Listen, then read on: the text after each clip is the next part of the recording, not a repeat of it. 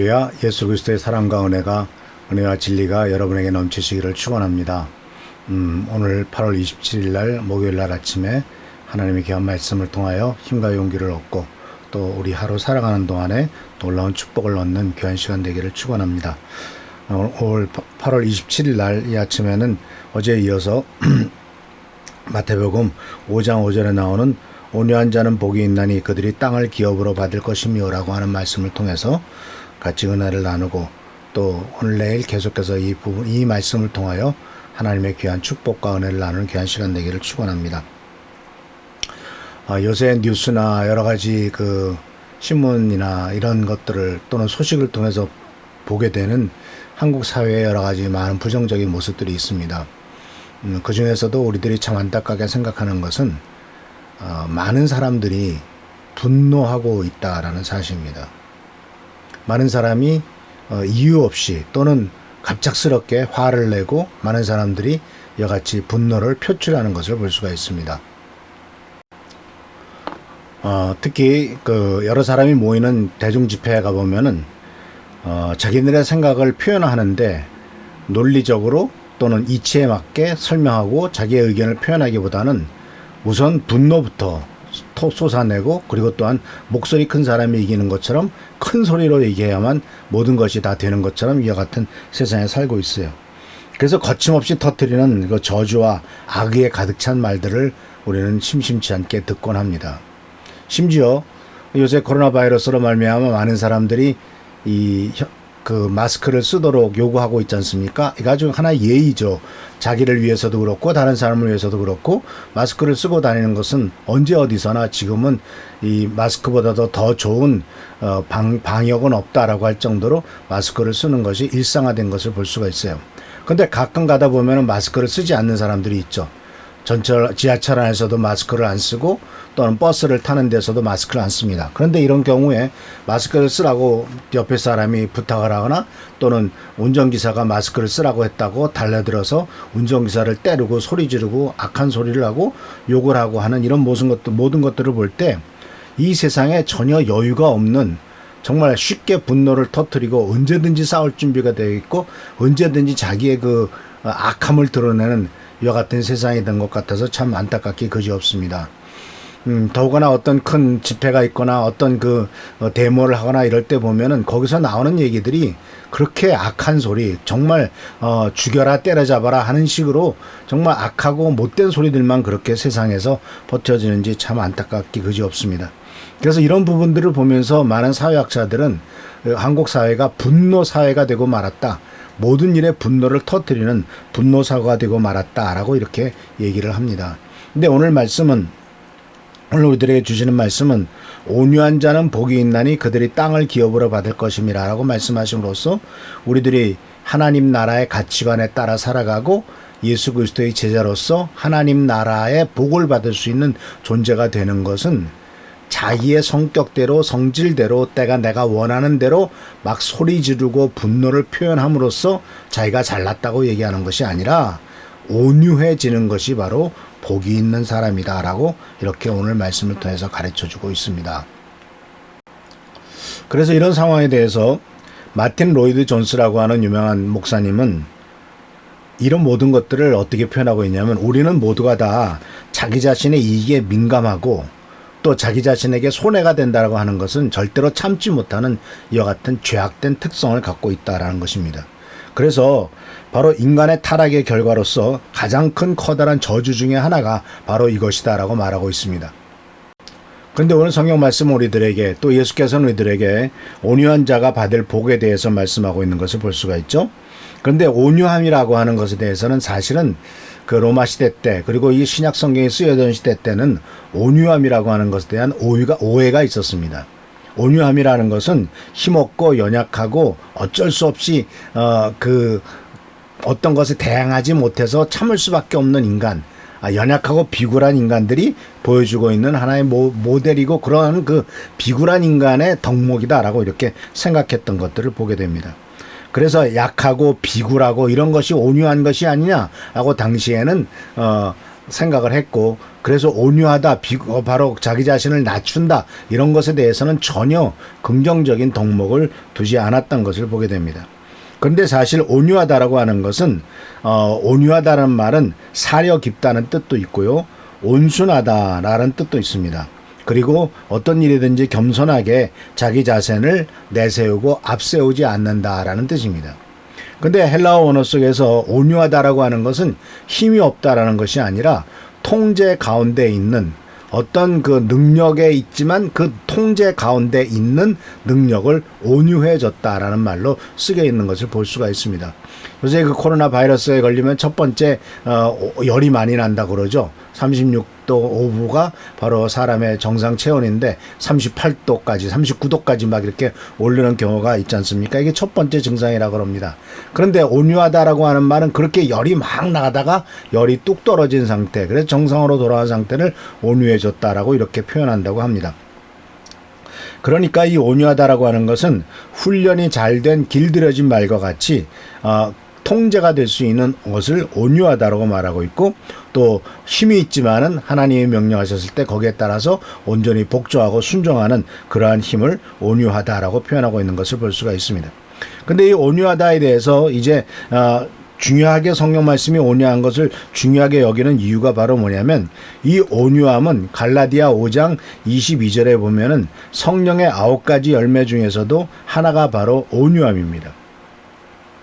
갈라디아 5장 22절 23절에 이렇게 말합니다. 그러나 성령의 열매는 사랑과 기쁨과 화평과 인내와 친절과 선함과 신실과 온유와 절제입니다. 온유가 8번째로 나옵니다. 이런 것들을 막을 법이 없습니다. 온유한 것을 막는 법은 없어요. 화를 내고 분노하고 또 소리 지르고 폭력을 행하는 것을 막는 법은 있지만은 온유한 사람, 겸손한 사람, 자기 자신을 낮추는 사람에 대한 이런 태도는 그것을 막는 법이 없을 만큼 아주 중요한 성령의 9가지 열매 중에 하나다라는 것입니다. 사도 바울은 이 온유함에 대해서 디모데 전서와 디모데 후서에서 리더의 덕목에 이것이 해당되고 있다는 것을 가르쳐주고 있습니다. 디모데 전서 6장 11절에서는 이렇게 말합니다. 오직 너 하나님의 사람아 이것들을 피하고 의와 경건과 믿음과 사랑과 인내와 온유를 따르라. 아시다시피 이 디모데는 사도 바울의 믿음의 아들이죠. 그래서 이 디모데서는 바로 목회서신이라고 그래가지고 디모데가 목회를 하는 사람으로서 어떻게 성도들을 잘 양육하고 돌보실 것인가 하는 것을 가르쳐주는 중요한 메시지가 바로 이 디모데 전서 후서입니다. 사도 바울은 디모데에게 목회자로서 또한 영적인 지도자로서 어떠한 태도를 가져야 될 것인가 하는 것을 가르쳐 줄 때, 너 하나님의 사람아 이것들을 피하고, 그 앞에 나오는 이것들이란 것은 인간의 욕심과 쾌락과 즐거움을 쫓는 모든 것들이죠. 이런 것들을 피하고 의와 경건과 믿음과 사랑과 인내와 온유를 따르라고 말해서 바로 하나님의 사람이 가져야 될 중요한 목회적인 덕목, 이것은 바로 온유가 포함된다는 것을 발견할 수가 있어요. 그래서 이 온유함이라고 하는 것은 또한 동시에 이 온유함은 어떤 때 표현되냐면 디모데후서 2장 24절과 25절에 보면은 주의 종은 마땅히 다투지 아니하고 모든 사람에 대하여 온유하며 가르치기를 잘하며 참으며 거역하는 자를 온유함으로 훈계할지니 혹 하나님이 그들에게 회개함을 주사 진리를 알게 하실까 하며 라고 말씀하고 있습니다.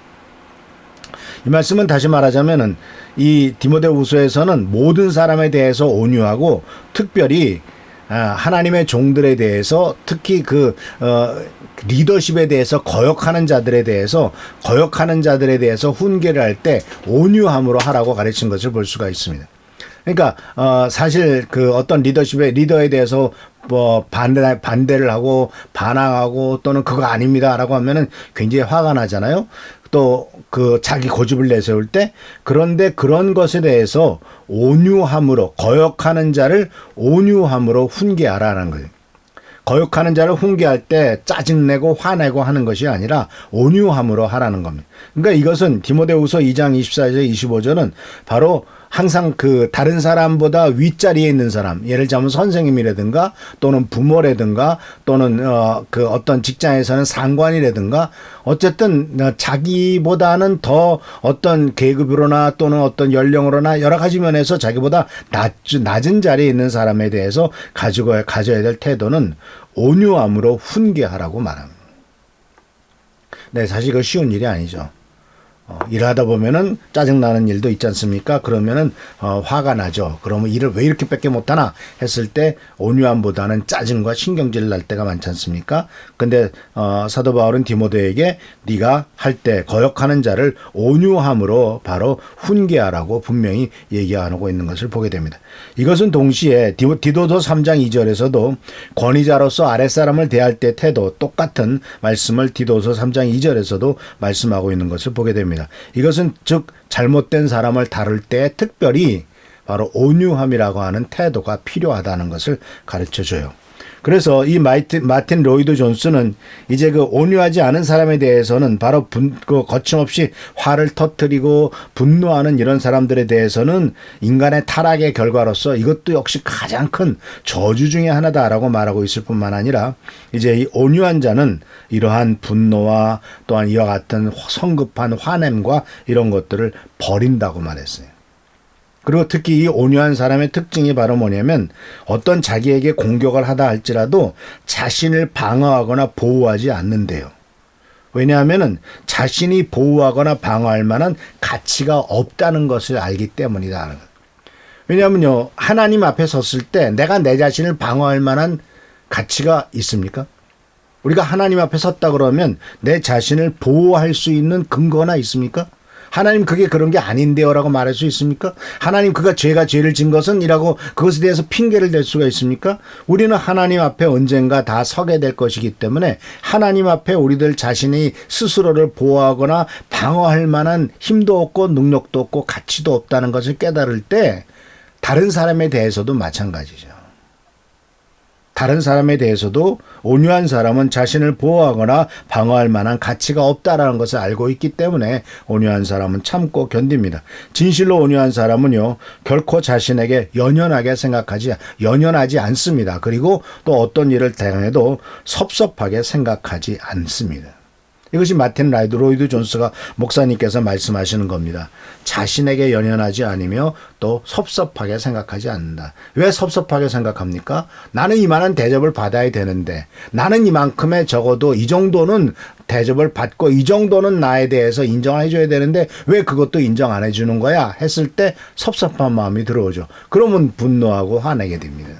그런데 로이드 존스 목사님은 그런 것도 없다 너는. 너 자신을 보호하거나 방어할 가치가 없다. 네가 얼마나 큰 일을 했고 얼마나 위대한 일을 했냐. 예수 그리스도께서 우리 죄를 위해서 돌아가시고 십자가에 달려 돌아가시는 일, 그 일을 생각한다면 네가 얼마나 하나님 나라를 위해서 뭘 얼마나 했다고 너 자신을 내세우고 또 섭섭하다고 할 게 있겠느냐라고 이렇게 권면을 하고 계시고 있다라는 사실입니다. 그래서 그 유명한 그 철로 역정을 쓴 존 버년이 이런 말을 했습니다. 낮아진 사람은 떨어질 염려가 없다. 높아진 사람이 떨어지죠. 높은 데 올라가야 추락도 하고요. 높은 데 올라가야 떨어질 수도 있지 않습니까? 그런데 나를 스스로 낮춰가지고 저 바닥에 있는 사람이 뭐 더 이상 떨어질 거가 어디 있고 더 이상 내려갈 것이 어디 있습니까? 하나님 앞에서 우리는 모두가 다 죄인이기 때문에 하나님 앞에 내 자신을 내세울 만한 것이 아무것도 없잖아요. 그러니까 우리가 하나님 앞에 겸손하게 나아갈 때 그것이 바로 온유함의 가장 첫 번째인 태도이고 그리고 그것은 다른 사람 앞에서도 역시 온유함으로 드러내는 것 이것이 주님께서 원하시는 길이다라는 것입니다. 그래서 우리는 이 온유함에 대해서 오늘 첫 번째로 의미를 먼저 생각하고 있는데요. 온유함에 대해서 생각할 때 사람들에게 인정을 받으려고 하기 전에 먼저 하나님 앞에서 나 자신의 위치를 생각하라고 말씀하고 있습니다. 다시 한번 말씀드립니다. 다른 사람에게 인정을 받으려고 하기 전에 하나님 앞에서 먼저 내 자신의 위치를 생각하라는 겁니다. 그렇게 생각한다면 자기 자신을 내세울 만한 것이 아무것도 없어요. 우리는 그저 모두 하나님의 용서를 필요로 하는 죄인들일 뿐입니다. 우리는 그저 겸손하게 하나님 우리를 불쌍히 여겨주십시오라고 기도할 수밖에 없고, 또 어떠한 일을 했다 할지라도 그저 제가 마땅히 해야 될 일을 했을 뿐이고, 주님께서 우리 죄를 위해서 돌아가시고 십자가에 달려 돌아가신 에 비하면 1000분의 1, 10,000분의 1도 안 됩니다 라고 하는 겸손함만이 우리들에게 필요한 덕목이다라는 것입니다. 그래서 오늘은 이 온유함에 대해서, 온유함이 무엇이다, 어떤 의미를 갖고 있다 하는 것을 생각해 보았습니다. 내일은 이어서 온유한 사람의 모델과 그리고 온유한 사람이 받게 될 축복에 대해서 같이 나누도록 하겠습니다. 기도하겠습니다. 좋으신 아버지 하나님, 주님께서는 우리들에게 온유하라고 명령하셨습니다. 또 그 사람이 그러한 태도를 가진 자가 진정으로 복 있는 자라고 말씀하셨습니다. 간절히 간구하고 나옵기는 이와 같은 온유함이 우리 삶에 있도록 도와주시고, 약속하신 말씀에 따라서 그 온유함을 통해서 이루어지는 놀라운 축복과 능력과 또한 아버지 하나님의 사랑을, 또한 응답을 받을 수 있도록 인도하여 주옵소서. 항상 함께 하시고 지켜보살피 주시기를 바라옵고, 예수 그리스도의 이름으로 감사하며 간절히 기도하옵나이다. 아멘. 할렐루야. 주님의 사랑과 온천이 넘치시기를 바랍니다. 제가 잘못 알고 8월 24일 날 우리 한은조 선생님 산재 재판이 있었다고 그랬는데 8월 28일 내일이라고 합니다. 더욱더 위해서 기도해 주시고, 또 가장 좋은 결과가 나타나도록 우리가 여유를 갖고 기도하며 하나님 앞에 나가는 우리 모든 성도들 되시기를 바랍니다. 또 교회 여러 가지 성도들의 문제에 대해서 기도해 주시고요. 우리의 삶에 하나님의 축복이 넘치도록 기도하는 여러분 되시기를 축원합니다. 아멘.